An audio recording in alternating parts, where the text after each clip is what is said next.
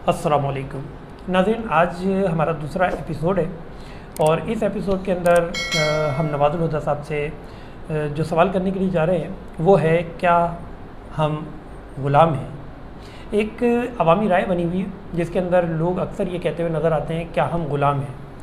तो आया हम जानने की कोशिश करेंगे क्या वाकई में पाकिस्तान और पाकिस्तान की आवाम एक ग़ुलाम है और हमने अभी तक क्या किरदार अदा किया है और आगे हमने क्या किरदार अदा करना है बहैसियत कौम। आइए जानते हैं डॉक्टर नवाजुल हुदा साहब के साथ। जी सर, बताइए ज़रा हमें कि ये जो एक नारा आजकल चल रहा है, क्या हम ग़ुलाम हैं, तो इसके बारे में सर आप क्या कहते हैं। पाकिस्तान 14 अगस्त 1947 को एक अलग मुल्क के तौर पर तो आया, लेकिन पाकिस्तान हमेशा से कॉमनवेल्थ का मेंबर रहा है। और कॉमनवेल्थ जिसको दौलत मुश्तरका कहते हैं कि वो ममालिक हैं जो बरतानिया की ग़ुलामी में थे और आज भी मुल्क बरतानिया उनके लिए एक आइकन की हैसियत रखती हैं। एक टाइटल लिया है अपने आज़ादी को, लेकिन आप आज़ाद नहीं है। आज़ादी का ताल्लुक बुनियादी तौर पर हम देखेंगे तो वो होता है ज़हनी आज़ादी।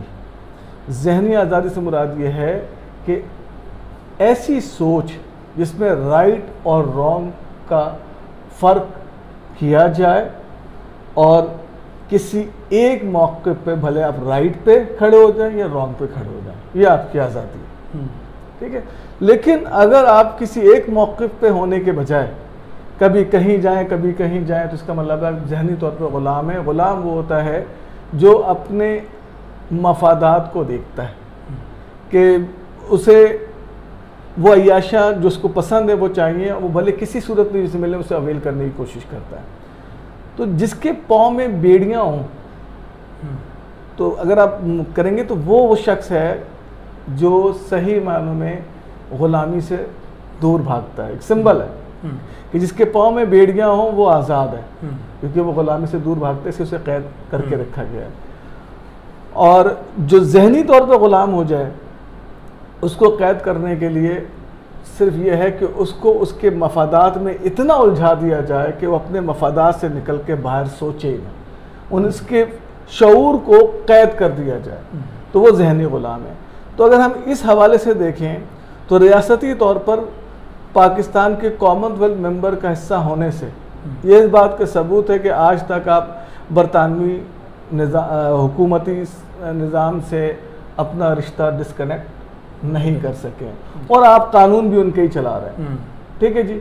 अगर आपने इस्लाम के लिए मुल्क बनाया था तो आज तक इस्लाम के ऊपर मबनी कानून आप क्यों नहीं बना सके। आप 1860 और 1899 के कवानीन क्यों चल रहे हैं, 1924 का एक्ट क्यों चल रहा है, आज भी फ़ौज के अंदर 1924 का एक्ट क्यों चल रहा है।